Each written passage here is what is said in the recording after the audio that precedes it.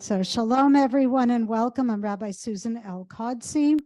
This is Cantor Lois Kittner. We are co-chairs for today's event, along with the editors of the wonderful book that we're launching, Dr. Overhorn Prauser, Cantor Michael Casper, and Ayal Prauser, circus arts teacher and performer extraordinaire. So I want to welcome you, those of you who are here in person who've already been welcomed, and everyone who's joining us online. Thank you for being here. I'm so thrilled to be part of AJR because this is the only place I know where you can study text through movement and where just the text becomes part of you. And one of the people that is responsible for making that happen is my teacher, my mentor, my friend, Rabbi Jill Hammer, who is the director of spiritual education at the Academy for Jewish Religion. And I want to welcome Jill to please come up and offer a blessing to begin our program today. Rabbi. Thank you so much, Rabbi.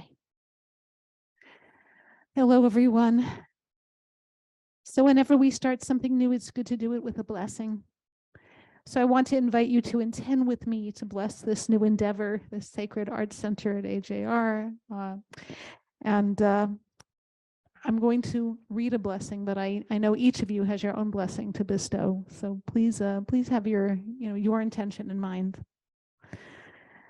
And let's together ask for blessing on this new Sacred Arts Center, which will be devoted to the exploration of text, sacred story, and liturgy through creative means, through writing, through circus arts, through art, music, movement, and more. And may all who join this sacred community of creators and all who are affected by them find inspiration, connection, and support for their encounters with Torah. In Midrash Tanchuma, it is written that God consulted the Torah when creating the world, and that the Torah was an artist who was engaged in all the works of creation. So through this center, we too will be able to consult with Torah and collaborate in acts of creation to bring Torah to life more vibrantly and abundantly. The more Torah, the more life, as Pirkei Avot says. And may the new things that come into being increase our knowledge of self and other, our knowledge of Torah, compassion, justice, beauty, healing, and peace. And just as the Mishkan was blessed by a team of artists who were wise and generous of heart, may this center be a place of creative community, wisdom, and generosity. As the artist Bezalel built the Mishkan according to what was shown him in fiery colors, may our visions inspire us to make them a reality. And as the Mishkan was joined and woven together by many hands, may this sanctuary of sacred art join our community together, reflecting as the Mishkan reflected the glory of creation, the diversity of our people and our world. May all who engage under its auspices find grace from the Ruach Merachefet, the hovering spirit who infuses creation with mystery. The Talmud teaches that Hannah, the inventor of personal prayer, said, Ein sur ke'Eloheinu, there is no rock like the divine rock, like God. But what she meant was, Ein sayar ke'Eloheinu, there is no artist like God. Creativity is a way of knowing our Creator. It is a way of expressing gratitude for our world. And so, as we embark on this new Mishkan for creativity, I want to invite us to say Shehechianu in gratitude for having reached this moment. Baruch atah Adonai Eloheinu melech haolam shehechianu v'kiyamanu v'higianu lazman hazeh. Amen.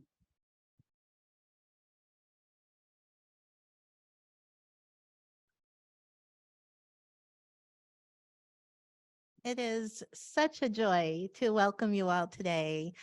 Those I can see here, those that are joining with us online, we are just thrilled to be together. We've waited for this day for quite a long time. And I just want to welcome you to the Academy for Jewish Religion.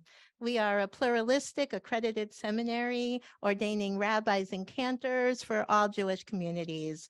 Our students and our faculty come from the full range of the Jewish world. world and serve throughout North America and actually beyond as well. And we're just tremendously excited to be opening our Center for Sacred Arts. This is part of a larger Institute of Applied Pluralism that is slowly growing and is going to continue to grow over the next 3 more years. It's going to have 5 arms. We opened last year our Center for Judaism and Science, I think actually Science and Judaism. This year, we are inaugurating right now our Center for Sacred Arts. We are then going to have 3 more centers over the next 3 years. One is a Center for Peace Studies and Conflict Resolution. One is a Center for Pluralism, and one is a Center for Interfaith Work, specifically addressing Christian seminarians. And the Institute and these centers mirror curricular areas within AJR, but most of the work of the centers will be outreach outside of the walls of AJR to really share all the wonderful things going on in our space. And when I say our space, I mean our whole Zoom space with the world at large. But why is the Center for Sacred Arts, the one that we are creating today, so important to us? And I think it's because it really represents what AJR believes at our core. AJR believes in reaching people where they are. That includes students, and that includes how alumni treat those they meet outside. And sacred arts is a way to reach everyone, recognizing that people learn in different ways, people interact with text and the divine in different ways, and it gives us another avenue. AJR believes in creativity. Everyone should be able to explore their own creative selves and to help others to do so as well. AJR believes in a curriculum that is expansive in scope, including sacred arts. We require a course in sacred arts for our students, but we also require courses in entrepreneurship and peace studies and science. And that's in addition to our core curriculum of Bible and Talmud and codes, history, philosophy, professional skills, and I'm sure I forgot something. AJR believes that communication is the basis of everything and is what enables us to really function as Jews, but really just function in the world. And that's why we require courses in difficult conversations and counseling, etc. And sacred arts and all of our centers are really about communicating. That in a core and in their core is what each of these centers is about, whether it's how to communicate science. Believe me, we're not creating scientists here. We are creating people who can talk about science to others. The arts are something we use to communicate. Communication is the basis of conflict resolution. Communication is essential in all interfaith work, and pluralism within the Jewish community, of course, needs excellent communication at its core.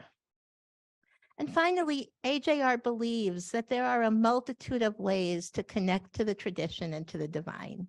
And we don't feel that we need to choose among these ways. We feel that these ways are each important and significant and essential, I would even say, in their own rights. And sacred arts gives us another one of these ways of connecting. So thank you for joining us to inaugurate this new center. You'll hear more about it as we go along. And thank you for joining us in our sacred work.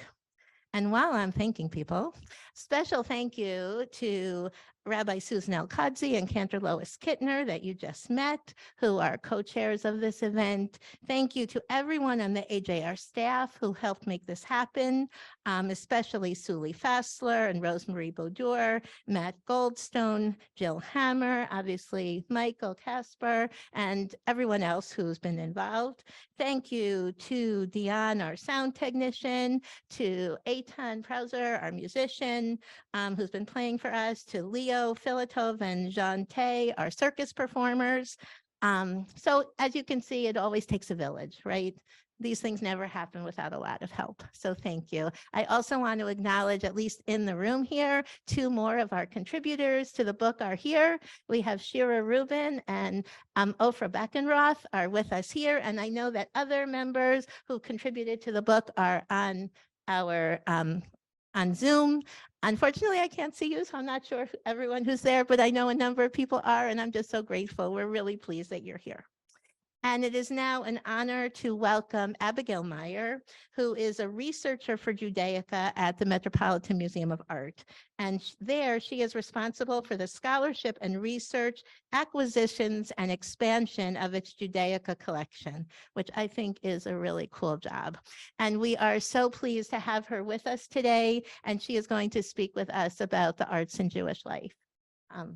I just want to thank you so much, Ora and Michael, for inviting me to participate in this wonderful inauguration of a sacred arts center and a celebration of the publication of your new book, Under One Tent, Circus, Judaism, and Bible, which includes a wonderful work of art, which introduces each chapter. It was very, very exciting for me to look through what the images chosen were. And I wanted to say a few words about the importance of art in Jewish life. And I've chosen a ritual object, which I feel wonderfully illustrates this theme.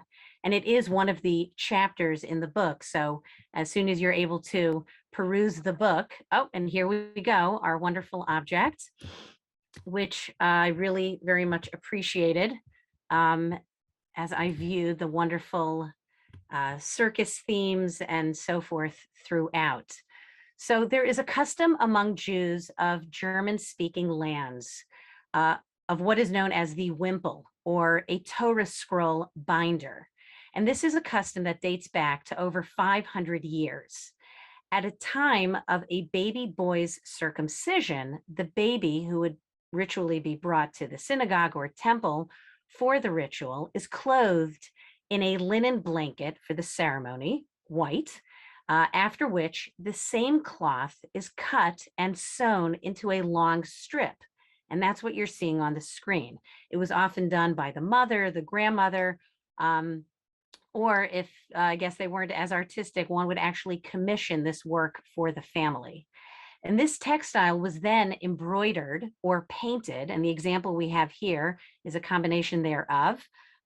With the baby's name in Hebrew, including the father's name, the Hebrew birthday, and a formulaic inscription which blesses the child and wishes him that he grows up to connect to the Torah, the chuppah, or the wedding canopy, as we know, to have a marriage, and of course, to perform good deeds.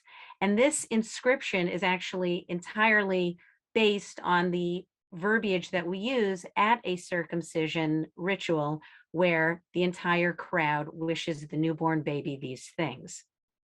So after this circumcision ceremony, when this textile is produced, usually we kind of give the family about 3 years or so, because the tradition is at the child's 3rd birthday, he would then present this textile, he'd bring it with him to the synagogue or temple and donate this wonderful textile celebrating his own birth to be then given as a ritual object to bound the Torah scroll.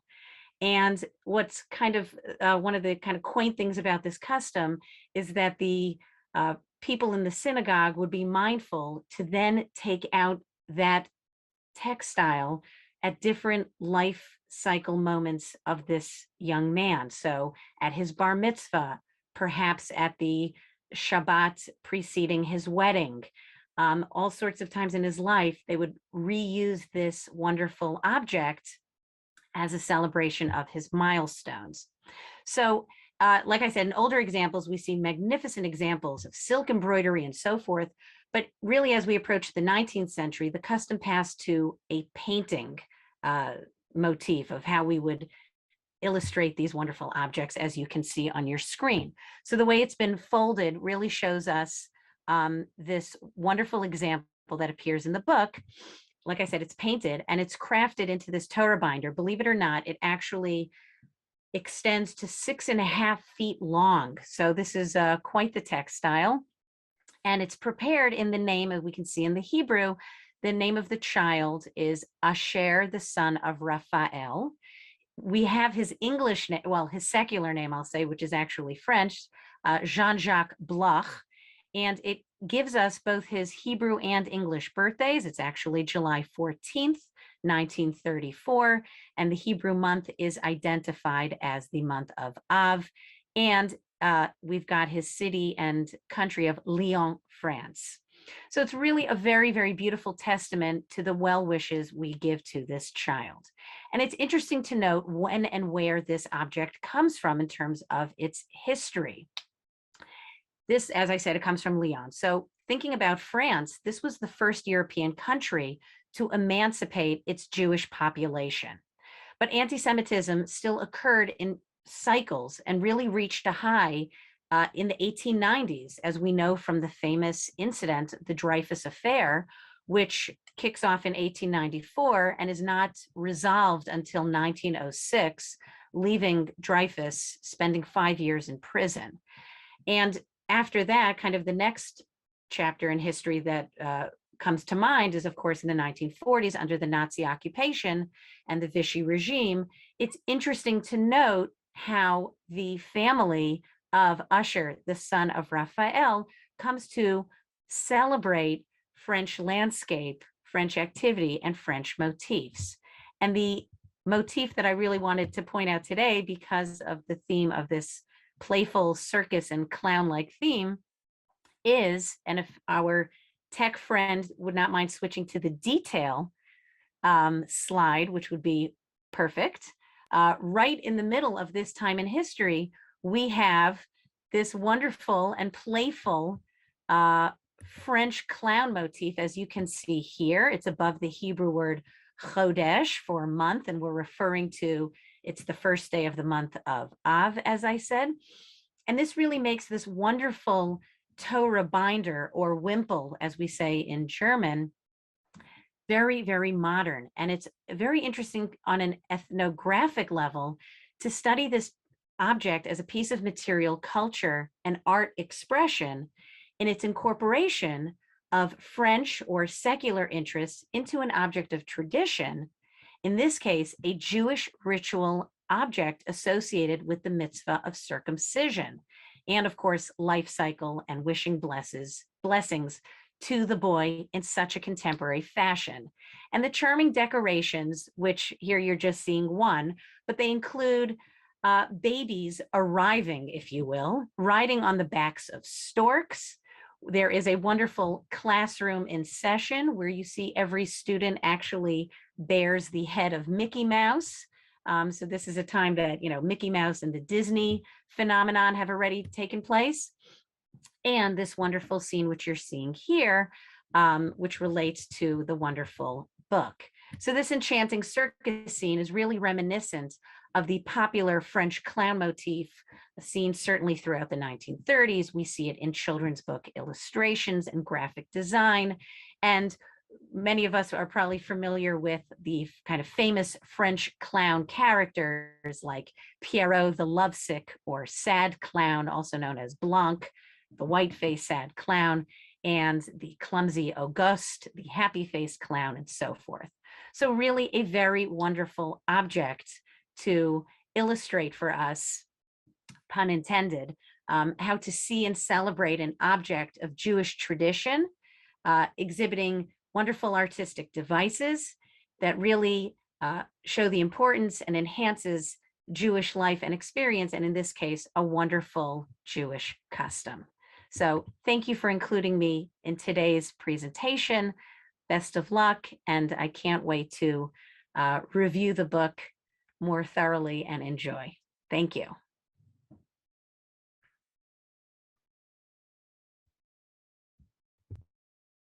Thank you so much, Abigail. That was incredibly valuable. We experienced working with Abigail at the Met, and whatever she showed us was way more than we saw without her. So thank you so very much. So the three of us are now going to share a bit about what we do with Sacred Arts. and what we talk about in the book. And I'll just get us started with talking about how did sacred arts come about at AJR? And I'd like to share a bit with you about that. So starting, I'm going to say around 10 years ago or so, we realized we were bringing the arts into a lot of things that we did, especially bringing the arts into our communal programs like our retreat and our intensive, when our whole community studies together for a few days. And we realized we were bringing the arts in already. And we decided it was time to take that to the next level. So we said, okay, we're already having fun with the arts. That's good. But what further can we do? And that's when we started talking about what does it mean to process the text through the arts, that the arts are not a the text is not a jumping off point to do art that you find beautiful, which is always a lovely thing to do. But we wanted to say, how do we use the arts to process the text? How do we use the arts as a method of study? And I want to acknowledge what a real force Rabbi Jill Hammer was in this process. I also want to acknowledge Rabbi Jeff Hoffman, who I actually don't know if he's online, but they were both extremely involved in our work on sacred arts from day one or even day -1. So the way we got into circus was actually we decided to push ourselves and to say, okay, let's get beyond studying Bible. Let's study Talmud through the arts.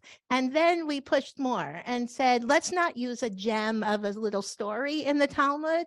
Let's choose a regular argument, a regular halachic argument of Jewish law in the Talmud, and to say to ourselves, how do we use the arts to talk about the structure of the halachic argument?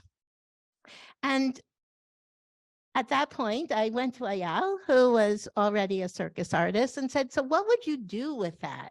And Ayal was ready. He said, well, pyramids. That's what we would do. We would need to make pyramids. And that was the first time that we started doing Talmud through the arts. And we always said we're either the first or the only place to do Talmud through circus. But it was also a really important time for us to see, yeah, it really does work to use the arts to process text. And then we continued to use many forms of arts. We did a lot of writing, we did music, movement, storytelling, visual arts, and I'm sure I'm forgetting some. But we tried all different angles of artistic work to process text. And the three of us have focused a lot on areas of embodiment and movement. Whether through circus, whether through dance, whether through movement. And that's what we're going to talk about here, but it is not the be all and end all of sacred arts. And I think that's important to recognize. So in terms of the embodiment piece, which again, that's what, the book is about and what we're doing here today. What we've tried to work on is, what does it mean to think with your body at the same time that you're thinking with your mind, rather than to think it's something totally separate and that our only process should be thinking with our mind, or that we just put our body over there and don't make it a part of our work. And what does it mean to, in general, bring embodiment into Jewish study? Many of us, if you think about, put it in your mind right now, what does traditional study look like? There is the movement like this, right? But really, it's sitting around a table studying together. And that is what traditional study looks like. And not just traditional study, a lot of Jewish study looks like. And frankly, I love that. So in no way am I saying, and I'll get back to that, that's a negative. But what does it mean to get up from the table and still keep studying? How do you read text differently if your body is unbalanced? Does it impact on your study? Does it impact on how you think? And when I say unbalanced, I mean reading on a tight wire instead of reading, sitting or standing. And the process of using movement leads to integrating the text differently. It becomes a part of you in a very strong way because you're bringing it into yourself through your mind, through your heart, through your body. And that's very important. So I want to share a personal Circus Sacred Arts moment with you to help make some of this clear, because it's one of those things you can only go so far talking about it, but until you experience it, you miss some of it. So we were having a class, and I personally have all kinds of orthopedic issues. So I generally don't get involved too heavily in the movement part because I always worry about my balance. And but we were studying the Mishkan. It was really important to the students to do something that was not narrative. So we were talking about the Mishkan, and it's so nice, Jill, that you were already talking about the Mishkan today. And we and the question was, how do we express what's going on in the Mishkan? And we were focusing a lot on the question of what can you touch, what can you not touch? What is, where can you go, where can you not go, right? Which is a whole part of holiness in the Bible. And the idea was people created a 2-level pyramid in a circle. So it was a few people in a circle on two, standing on each other's legs or whatever they were standing on. And they put me in the middle. And it was a fascinating moment because they knew that I was nervous about losing my balance. So nobody wanted to bump into me because they would feel bad if I lost my balance. I, of course, was nervous about losing my balance. So I was thinking, I don't want anyone touching me. I don't want anyone getting too close. And we just all had this experience of what did it mean to think about what you can touch, what you can't touch, where you can go, where you can't go. And it was just a visceral experience of that we didn't have necessarily from reading the text together. And so that personally was a moment that brought a lot of it together for me. But I also want to make sure to say that this is not only for those who can't sit. Some people say, oh, this is really great because for people that have trouble sitting around and studying, this gives them another avenue. And the answer is, yes, it does. But it's not all it does, because really what we feel is that this is for everyone. And I want to use the word everyone really inclusively. It's for everyone, regardless of ability. We have taught classes that were filled with people who were in their 70s, people with canes. Like we had one whole class that was all people in their 70s and people who really had mobility issues. And it was fabulous. I mean, as they walked in, we weren't sure what we were going to do. But once it went going, it was incredible what happened just by doing a little bit of movement and balance sharing. And it was incredible moment for us. And it was an incredible moment for them to feel they were doing circus, which they were, by the way. So it's really there for everyone, regardless of ability, but it's also really there regardless of how you come to studying. We had a funny moment once. At one point, we brought an experiential educator to our class and to talk about experiential education. And he said, now everybody tell me, what was your most special educational moment in your life that you can remember? And he went around the room, and it was very clear that he was expecting everyone to say, something that happened in camp or something that happened in, youth group or whatever it may be. And when he got to both Ayal and to me, each one of us gave an example that was us sitting in a classroom studying. Because those were the moments we remembered as our very special moments. And yet, look what we're doing. So you don't have to be people who don't sit at the table in order to really learn from and enjoy the movement. And the other piece I want to add is that circus is just fun and it builds community. And anything that builds community just adds to the learning process in every way. And so it brings an extra piece. It was really very special to work on this book. We learned a lot of Jewish circus history. There's a bunch of it in the book, but things like the story of two tightrope walkers who were sisters, Pessa and Leah Rosenzweig, who wouldn't go on until they saw their mother behind the stage saying Tillim and reciting Psalms. And they wouldn't get on their tightrope until they saw her, davening her Psalms, which is like a great story from the 30s. Or the woman, Sarah Houtman, a Belgian Jewish woman who during the Holocaust was in the resistance and was working at a circus in like the cafe part. And she was meeting up with too many Nazis in the cafe part. And she became a lion tamer. And she said she became a lion tamer because she felt safer with the lions than meeting the Nazis in the cafe. And she was a really good lion tamer. So it's the Jewish circus history and connection is really quite fascinating. Lastly, just speaking personally, I have to say what a joy it was working on this book most of the time with two very special people that I have such respect for, to work with such a dear friend, Michael Casper, and to work, of course, with my son, Ayal. And after all these years of driving to circus lessons, it's a very special moment. Thank you.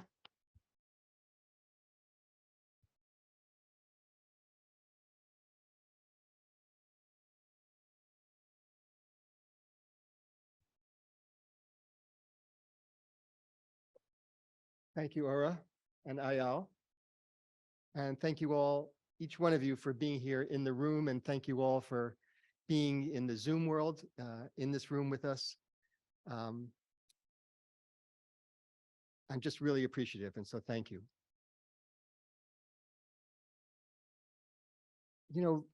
Life has this way of being completely unpredictable.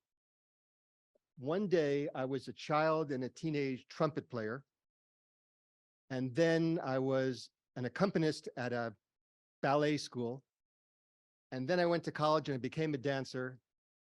And then I became a choreographer. Then I became a father and a husband, then a social worker, and then a psychoanalyst. Then I taught skating, ice skating.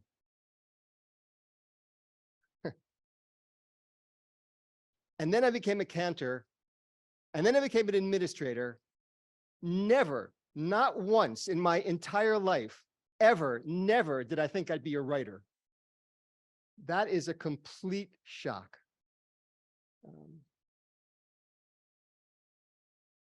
And at no time in my life did I ever imagine that I would be working at a place where I got to use two of the very most important things in my professional life.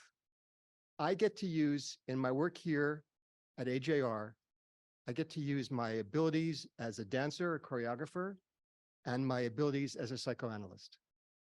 And I get to teach them at the same time and incorporate text study. It doesn't get any better than that. It just doesn't get any better than that.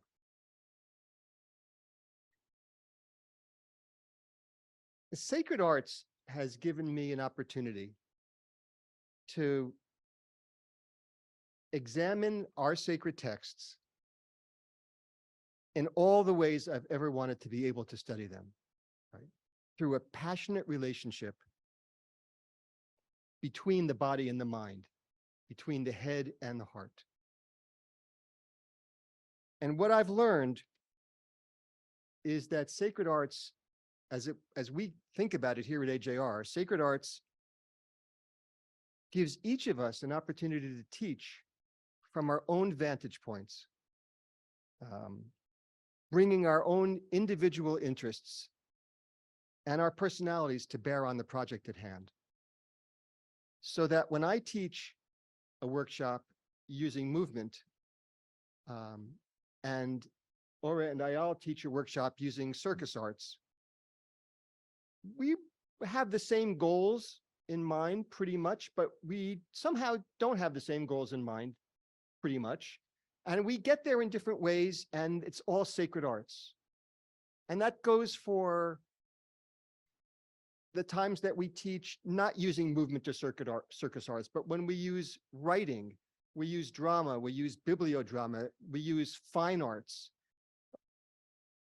It's all in the service of understanding text and understanding our sacred work and our sacred words through different media.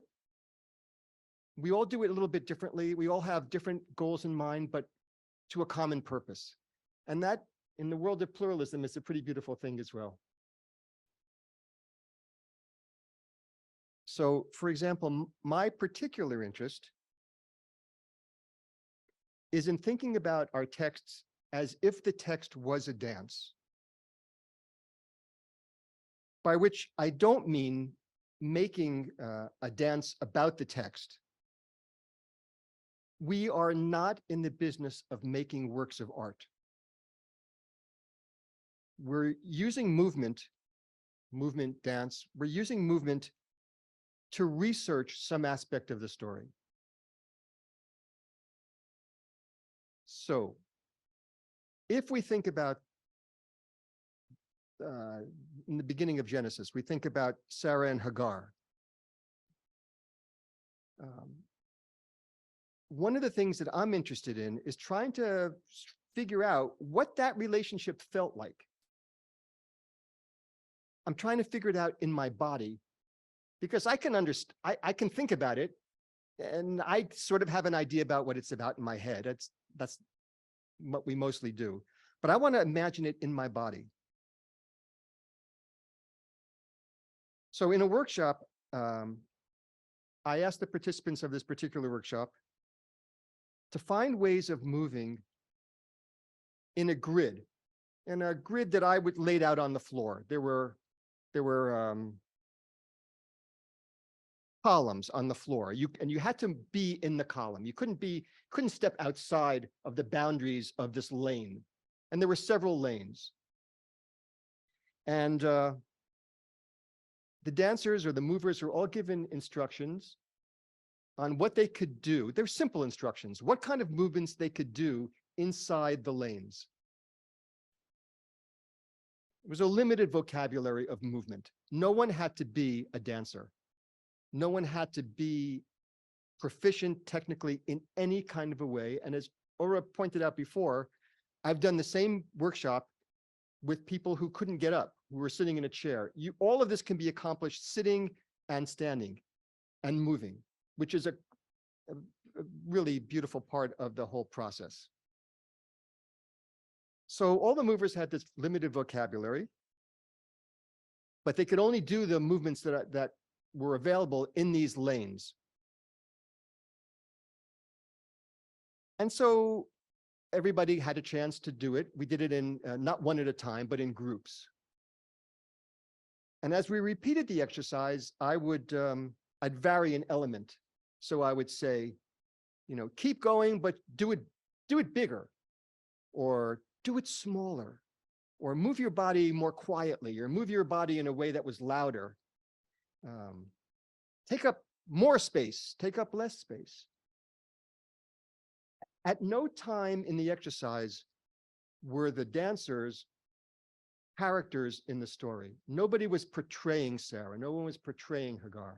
They were themselves. Everybody was themselves, simply moving and figuring out this puzzle that I had given them. And the puzzle was, how do you move with other people in your lane? How do you move, given you can do a couple of different things? Afterward, we talked about it, and we talked about what it felt like. And connections were made between the ways that they themselves felt in this very constricted space, right? They, would be tempting to want to get away from somebody in your space by moving out of the box, but you couldn't. You had to stay in the box. And we talked about how the biblical characters might have felt, because they too were in the space together. The characters in the Bible were in the same space. So this outcome of this particular workshop was so interesting. It was really wonderful. The participants reported the physical sensation, not the thinking sensation, but the physical sensation of what it was like to be in a relationship with someone who was inhabiting your space, with someone you got along with until the moment of potential conflict, with someone you might have liked, but that person wasn't you. So at some point you might not have liked them. These were embodied feelings, which is a lot of what the book is about, right? It's about our use of embodied work as a research tool. These were embodied feelings, and they were understood because the body understood them. The feelings were understood because the body understood the feelings, not the mind. And so this brief example that I just sort of explained to you is what really excites me about movement in general and about movement in sacred arts. The participants are engaging in research and learning that makes their muscle spindles fire, grows neuronal connections that might not have been there before. Sacred arts lets worlds of study open up for so many people in so many ways. And I feel very fortunate to be part of this team who've written this book, edited this book, and teaching in this style. Thank you.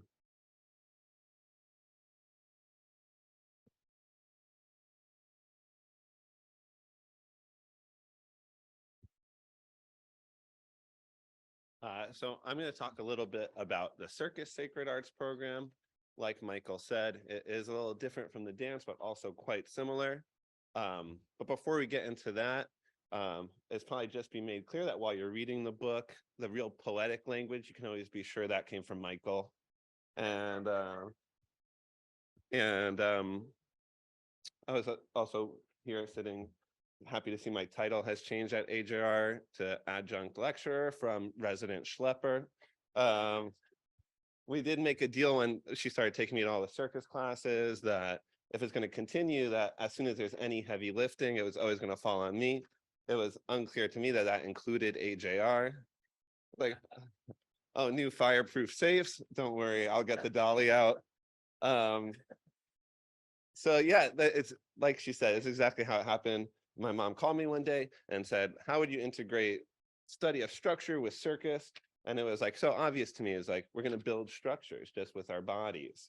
And it kind of comes from a place in the circus thinking that I really believe in, that circus should not be only seen as tricks, but every trick has this experience to both the artist and the viewer. And if you carefully tailor those feelings together, you can start to make an act that is effective to both you and the audience. And when it's a very special experience, it's ideally the same between artist and viewer. And so I was like, there is this experience in circus that will yield itself to Jewish study. And working together has always been very special. I've been very supportive of a circus career. And we say it always works well because I come from a circus background and a very strong, like a strong Jewish background with strong Bible study background. And my mother is a biblicist who has come to really love and know circus. And some might even say has become a bit of a circus snob. We'll go see a show and she'll say, if that's the opening, you better strap in, you know. So these workshops have been very beautiful experiences. And I'm going to give 4 examples of circus readings of texts from workshops that we've done. And there's 4 different workshops. There are all different levels of learners. And I'll talk about that as we go. One is a traditional reading of a text, like one that has been found through a literary approach to study, that was also found through a circus approach. One is a totally new reading, one is a shifted emotional reading, and one is what I would call a true circus reading. And while I do appreciate for my ego how often people say God is the spotter, I will not be including that in these 4 stories. So we were doing a workshop at Limud Chicago, It's like a open, anyone can teach a workshop, anyone can go to any workshop. And it was very cool. We ran the same workshop a few times. And one workshop we did had a lot of parents and kids, like family units inside the workshop. And we were studying Garden of Eden. And so we started building workshops, and we did a workshop where I think the mother was on the bottom, the kid was in the middle, and someone else was up top. And we came down, and the parent stood up and was like, oh, the Garden of Eden is a story of parent protection.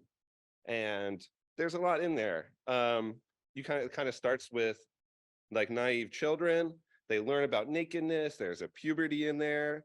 They leave the house, they get clothed, like God creates the clothing, it's caring, it's loving, it's very parental love.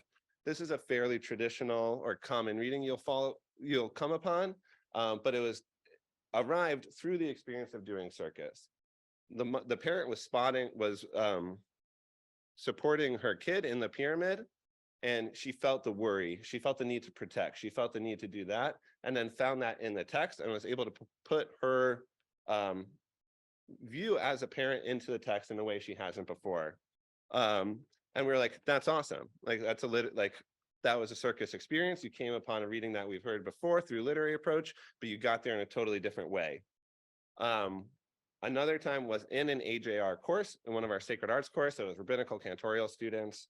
And we were also studying the Garden of Eden, and somebody was being God in a pyramid. They were on the bottom. And then I don't remember what other character it was, Snake or Eve or Adam were up in the pyramid.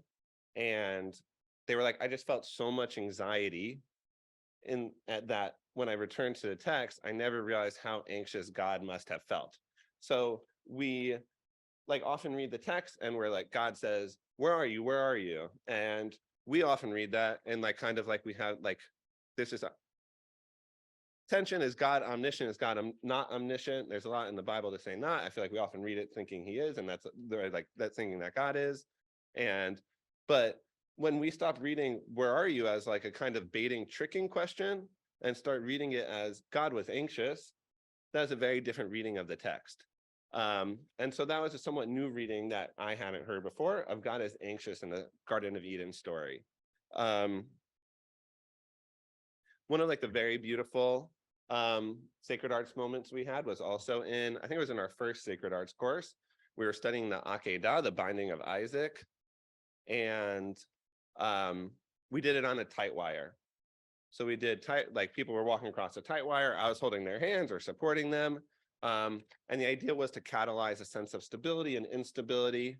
And a big part of sacred arts when we have more time, especially in the courses, is we teach that the more you know about the art form, the more you can think in that art form. So like one concept I've taught is that when you're trying to balance, if you're on the wire, you're like constantly doing these small micro balances. You are never still. So there's constant like stability isn't found through instability. And so we were reading the binding of Isaac, and we tried it different ways. We had just reflecting on it. We had someone reading to them. We had some people reading, like hold the Tanakh, and I would hold them up, like holding a Bible, and I would hold them up while they were reading the text. And one student just burst into tears. And they were like, I've read the Akedah, the binding of Isaac, so many times that I've just been so jaded. Like it was really easy to hate Abraham while I'm reading this story. And for the first time, I empathized. I was like, oh, he must have felt so unstable, like caught between love of his kid, faith in God, like back and forth, what am I supposed to do? That while like you kind of see hesitation in the text, it was the first time that this person ever empathized, and they burst into tears on the wire. And then the last reading I'm gonna say happened, it was one of the most stressful workshops I've ever done. Not because they were all great people, but it was a room of rabbis. So like I was the least biblically knowledgeable, I would say, even with like a strong Jewish education. And we were doing a workshop and we were studying the stealing of the birthright with Esav and Yitzchak, with Isaac and Esau. And we were doing pyramids. I find pyramids to be the quickest access into sacred arts, but we've done it with aerial, double with trapeze, with tight wire, with rollable, with juggling, so on and so forth. We were doing pyramids in this workshop, and one of the participants, I gave the prompt, like, where's God in this equation? And he said, God is the gravity that makes all the circus be able to happen. So like when you're doing these pyramids, like I teach certain things, like you have to stand here, otherwise you'll slide off, or you're going to hurt someone, or this or that. And it only, like, God is like gravity and the physics that makes it all work. And we're like, that's exactly so in the text, that like it kind of all gets set into place because of prophecy that involves God, blessings that involve God. And like, though he is not an active character in the story, that God is still kind of making it all happen. The same as that when you're doing a circus moment, while you may not list gravity as a participant in the pyramid, that it is a major factor in how everything works and how everything comes out to play. So that was a very cool reading in my mind, and I would call it like a very deep circus reading. And that's those are 4 different readings that kind of give you a grasp on what circus sacred arts might look like, and without a demonstration of pyramids. But yeah, and again, thank you both for everything in this book, and I'm very excited.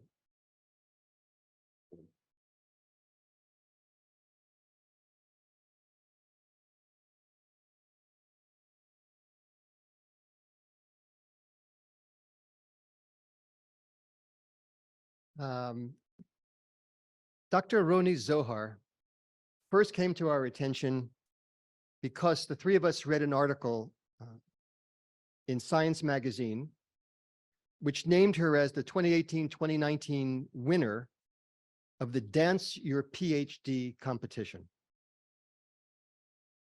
Roni's work as an educator has been involved in teaching physics through the art form of dance. She lives and works in Israel, the Weizmann Institute, and we are really delighted that she's going to join us today now. She's contributed 2 articles to this book. The first, Motor Skills, Creativity, and Cognition in Learning Physics Concepts. And then a shorter article on movement and learning. So, Roni. Hi. Hi. Good evening. For me, in Israel, it's evening. Hi, everyone. I'm very excited to see you, Ora and Eyal and Michael. Hi, everyone. So I suggest all of us to stand up a little bit, if you can. And can I share something, or can I share a little presentation, or? Sure, go ahead. Okay.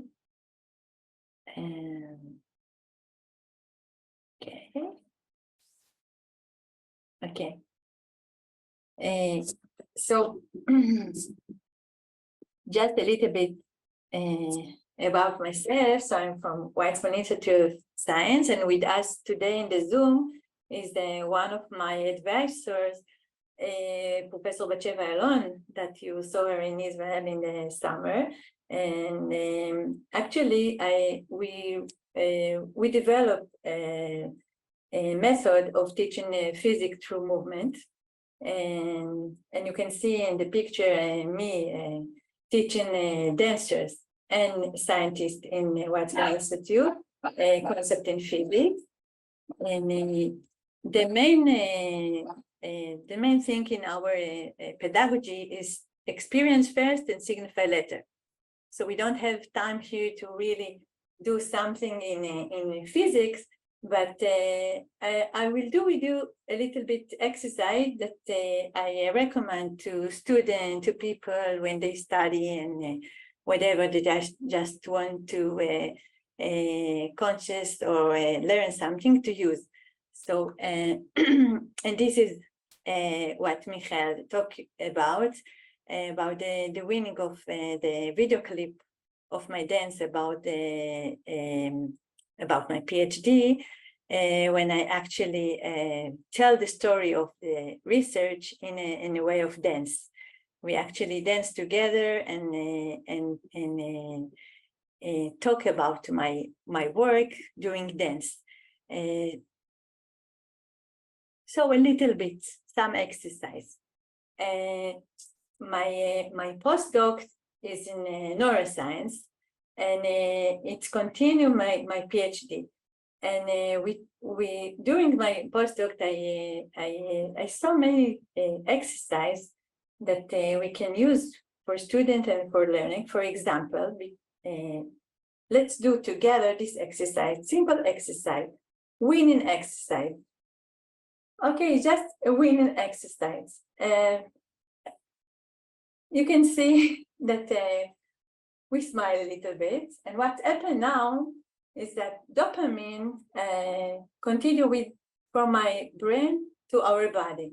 And actually, our brain doesn't difference between imagination and true. So we actually can say to our brain that we win now.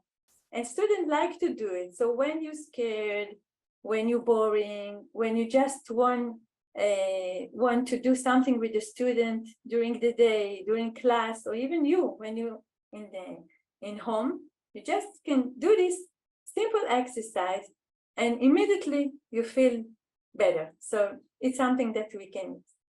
And this exercise, the infinity exercise. Okay, let's try do it. The infinity exercise. This is exercise that it's one of brain game exercise. Actually, Paul Danestan is one that responds about the brain exercise. It's some exercise that make a connect from the right side of the brain and the left side of the brain. And we can do it with music, and the main things that the infinity is come from the middle of your body. It's not good to do it here. You need to do it in front of your body. And of course, I like to do it with music, and you can do it fast, and you can do it slowly. And even if you just listen to a lecture and you have to sit and you cannot stand up, although I really recommend to stand up, even if you, during learning, of course, after 45 minutes, just stand up if you need it.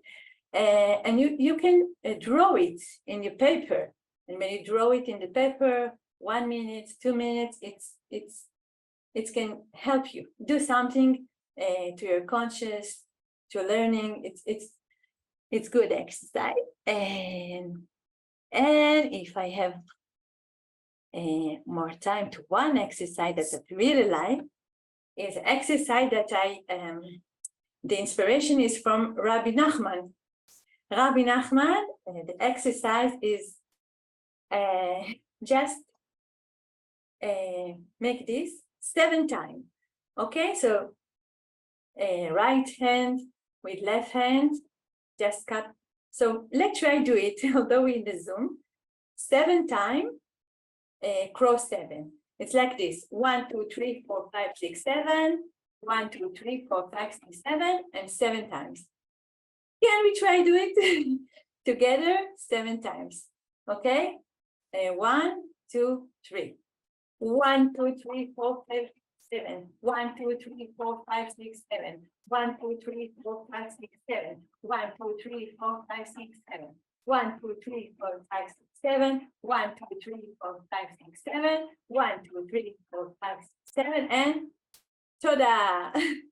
That's it. And this is a very nice exercise.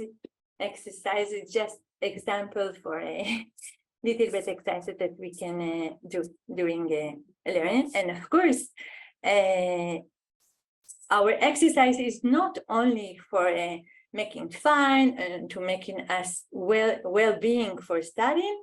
We also, and you can read in the paper, how we can use this movement to really understand more deep some really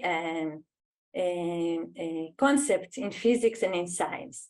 how we can use our body, for example, how we can come up from sitting to standing, how we do it, and what exactly we do with our body, with our balance. And through this action of standing, of moving, we can understand in a deep way some concept in physics, for example. And but for this we need more time, and I hope you will going to read in the book. Thank you.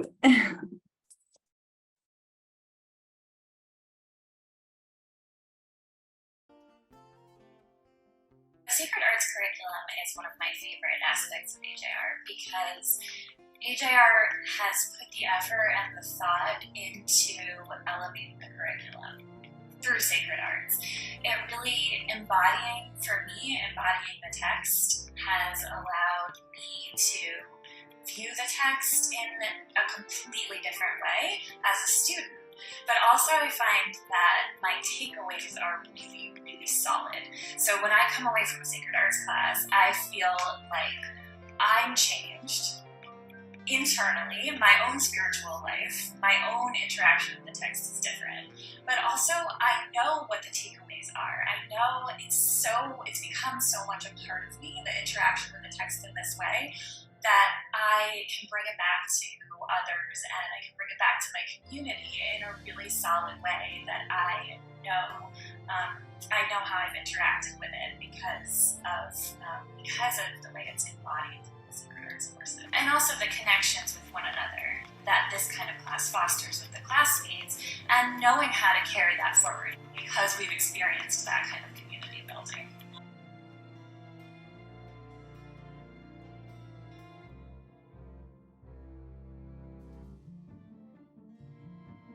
But learning text through circus arts was this introduction to really being challenged to physically read the text, to see how a physical challenge can broaden your understanding of our tradition. You know, it's not about trying to feel what they might have felt, but what is it about experiencing the text physically that is happening for you? Like what it was a way of almost like living the text itself, not about how do I now understand the experience of Sarah or Hagar. Sure, that was part of it, but that wasn't really the physical sort of reading. It was that the physical act became part of understanding the text, right? So reading it through a cooperative physical act just opened up my mind to really think about there's this whole other physical level of learning. We call the Torah Etz Chaim, and Etz has several branches, roots that spread out. Not every method, not every derech, and not every alicha, each person cannot take everyone. Trying new ways of teaching and learning is essential for our growth. I found it incredibly interesting and motivating and meaningful, but it can also be an avenue for people who just haven't connected to text in more of a cerebral way, that it can be another avenue to be a part of the Jewish people.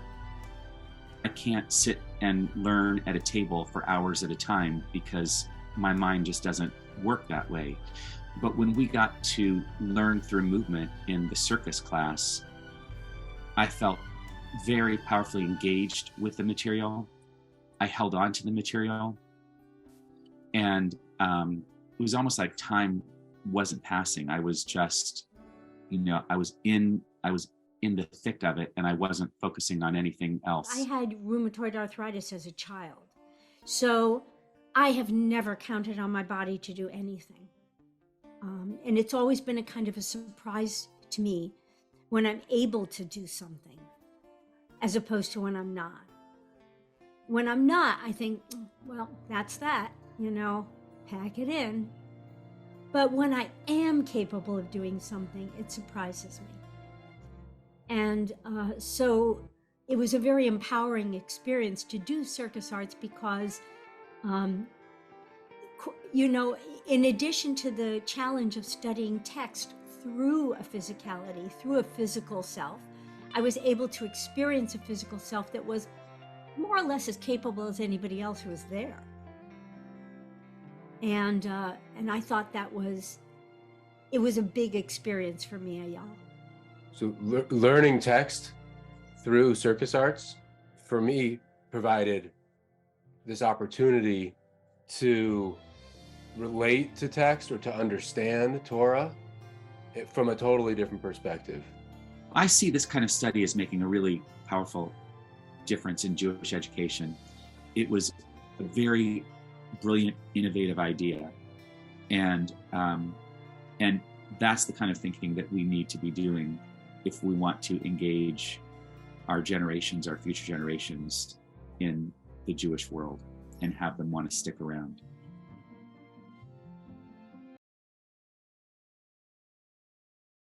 We are very lucky today to have Shira Rubin and her family with us today here at AJR. Shira and her family live in Boston. They were here over the weekend. They were at the circus yesterday. And I want to tell you that Shira is an artist and an educator and a consultant. She creates sculptures and installations and socially engaged community art. She has an expertise in teaching young children Hebrew in playful and immersive classes. And her chapter in our book is Early Childhood Hebrew Learning, Incorporating Total Physical Response. Shira, please. Good afternoon. It's a pleasure to be with you today. Thank you for inviting me. Thank you for being here in person and on Zoom. Besides my having been the director of Hebrew Play, an organization that started in Providence and moved to Boston that inspired families to play together in Hebrew through immersive methods that engaged 500 families in 7 sites and 3 states over 9 years. I'm also an artist. I make ceramic vessels, and vessels remind me of the body, especially because parts of ceramics, of a ceramic vessel is comprised of a foot, a belly, shoulders, the neck, and the way I'm interested in the ways that a vessel can be anthropomorphic. When I work in the studio, I start by taking the clay and rolling it into coils. I wrap the coils in a circle to make a base of my vessel, and I blend the coils with my fingers. And then I begin my dance. I take a number of steps back and I observe the contours of my ceramic piece, my clay piece, deciding what needs altering and smoothing. I then trot closer, sculpting changes, adding more coils. After it dries a bit, I carve the clay, and with expressive lines, using a sweeping arm gesture, I carve. Then I take another step back. I zoom out again to determine what changes are needed. And then I move closer to the vessel, zooming into the details that need refinement. In this creative process, movement is a central teacher. I am utilizing embodied learning. My intuition, my hands and mind are all in dialogue.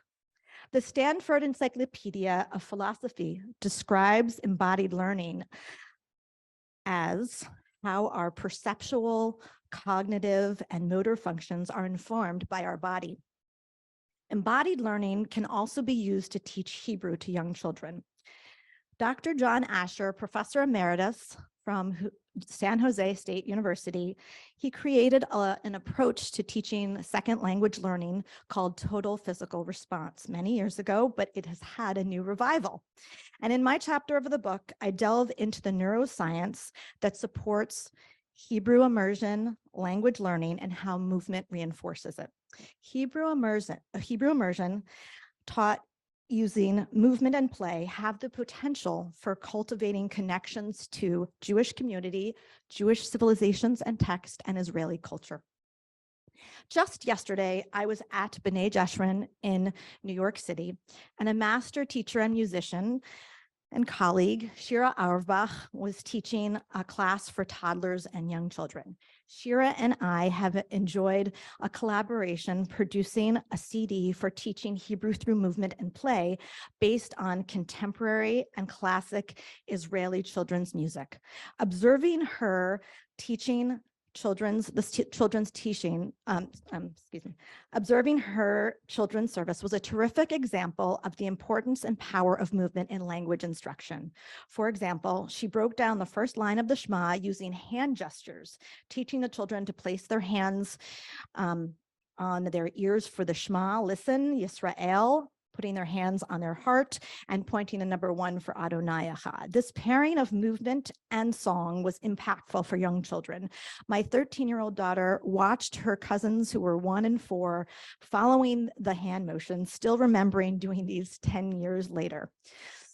I greatly appreciate having had the opportunity and invitation to contribute to the book, to review important principles of movement and embodied learning in the teaching of Hebrew language learning for this chapter. In this wildly creative book, I want to thank all of the people who have been instrumental to me in my own Hebrew journey, the co-founders of Hebrew Play, and all the families who participated, especially my husband and children who have been very patient and supportive for me always. And in particular, I wanted to thank Michael, Eyal, and Ora for their immense dedication to the book and to the Sacred Arts Center that is so innovative. And I want to wish us in the new month of Nisan that we may all tap into our universal creative potential to spark radical amazement. May we dare to be unconventional and push boundaries in Jewish cultural life and learning. Thank you. Thank you, Shira. For those of you who have programs, you'll see on the program that Dr. Lori Winters from Goddard College is scheduled to speak next. Unfortunately, Lori was not able to be here with us today, so we are so grateful for her contribution to the book, but we're going to move now toward Jessica Hentoff. Jessica Hentoff is the founder and artistic and executive director of Circus Harmony in St. Louis. Through Circus Harmony, Jessica created Peace Through Pyramids, bringing together children from different backgrounds and I think also from different cultures and different parts of the world. Her professional life focus has been to use circus arts to motivate social change. Jessica's chapter is called Circus Tzedek and Tikkun Olam. And Jessica, we really thank you so much for being with us today. Thank you so much for having me. Thank you, Ora and Michael and Eyal, for creating the book and inviting me to be part of it. And I know some other circus people who have written chapters, and I'm so looking forward to reading the entire book. So Circus Harmony is a social circus based in St. Louis, Missouri. And by social circus, we use the teaching and performing of circus arts to motivate social change. And we do it by building character in individuals and building bridges between communities. I'm listening to everybody talk, and the obvious point is that everything is all connected. So where at Circus Harmony, we say circus teaches the art of life, circus can also be used to teach sacred text. Circus, I've used it to teach math, history, English. We have a whole curriculum on circus science. But social circus itself, to me, is the very embodiment of Tikkun Olam, to repair the world. And you can repair the world. It's our job as Jews, as humans, to repair the world however we can, whatever glue we choose to use. Some people use music or theater or medicine or writing or even politics. I just found circus, and through that have been able to be part of some amazing people's lives, and then they go on to work in the world and do Tikkun Olam, and it just spreads out like ripples in a pond. Somebody earlier in the chat put the link to the Peace Through Pyramids page at circusharmony.org. There was a book written about our first Peace Through Pyramids partnership with the Jewish Arab Youth Circus, the Galilee Circus, which sadly no longer exists in its original form. There was also a movie made about it called Circus Kids that you can see on our YouTube page. You can order the book through us. It was by Cynthia Levinson. And the last time that we were in Israel, my troupe, which was made up of kids from all different backgrounds and races and religions here in St. Louis, was stranded in Israel because of the bombing from Gaza. When we finally came home a week later, my home is in Florissant, Missouri, and Ferguson, Missouri exploded after a young man was killed by a white police officer. And suddenly there were tanks on the streets where I lived, and the same that had been in Israel. There were army people everywhere. I was actually closer to the violence in my own home in America than when we had been in Israel. And so we started forming Peace Through Pyramids partnerships with different groups in St. Louis. Because who doesn't need more peace? And I love hearing a little bit about Ayal's work and how he takes pyramids as the first way to teach things and as a basic structure. Circus Harmony has a new project called Architecture and Acrobats, where we tell the story of historically and architecturally significant places through circus arts. And your lesson about the wire, I always tell people that learning to walk the wire is a perfect analogy for life, because as you're walking, if you lose your balance, you don't stay in one place to regain it. The best way to regain your balance is to take a step forward, and that's how you get back on the path. So to have chosen circus for this book on teaching sacred text, which is teaching how to be in the world. Being alive is so sacred, and every action we take has an impact on someone else. So it just seems perfect to me. I set a timer, that's my 5 minutes, but I also was listening to the professor from Israel, and there's a whole realm of study called physical literacy, which talks about how physical activities connect to your brain and to social learning. And Circus Harmony and other circuses have been proven to help improve social emotional learning in children. So circus just makes the world better. And read the book and you'll find out about a lot of people who use circus and movement to do so. Thank you very much, and peace through pyramids, joy through juggling, harmony through handsprings. That's life. Sometime co-chair. So I'm Cantor Lois Kittner, and this is my co-chair, Rabbi Susan El-Kotzi. Thank you to our panel of amazing editors and teachers and inspirers, and to everyone who participated in putting together this amazing afternoon, but also always pushing us forward here at AJR to learn, to grow, and to keep teaching and to stay inspired. I know I am. How about you? Yes. So for those on Zoom, I don't know if we've already said goodbye. If not, then thank you for joining us, and we'll wish you good health and Aziz and Pesach. And for everyone here, we have some refreshments for you. Let's all go to the lobby. And a takeaway little party favor gift to thank you for coming. And let's once again thank everyone for making this such a special afternoon. And don't forget to get your copy of Under One Tent, Circus, Judaism, and Bible. Thank you.